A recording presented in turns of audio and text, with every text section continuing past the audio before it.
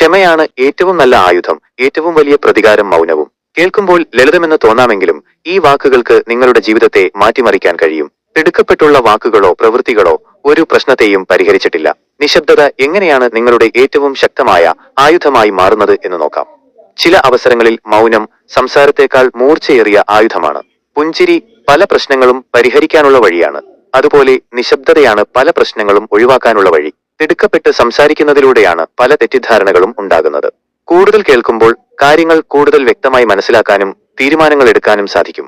നിങ്ങൾക്കൊരു നല്ല ഉത്തരം ചിന്തിക്കാൻ കഴിയാത്തപ്പോൾ നിശബ്ദത വജ്രതുല്യമാണ്. നമ്മൾ എത്ര കുറച്ച് സംസാരിക്കുന്നുവോ അത്രയും കൂടുതൽ മൂല്യം നമ്മുടെ വാക്കുകൾക്ക് ഉണ്ടായിക്കൊണ്ടിരിക്കും. അമിതമായ സംസാരം നിങ്ങളുടെ വാക്കുകളുടെ ശക്തി കുറയ്ക്കും. ഇവിടെയാണ് rich dad poor dad book നൽകുന്ന ഒരു പാഠം പ്രസക്തമാകുന്നത്.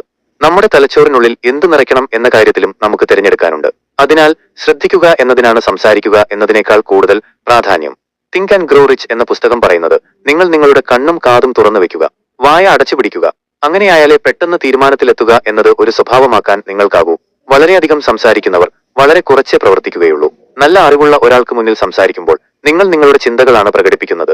എന്നാൽ അറിവ് സാധാരണഗതിയിൽ മിതത്വത്തിലൂടെയും നിശബ്ദതയിലൂടെയുമാണ് പ്രകടമാകേണ്ടത്.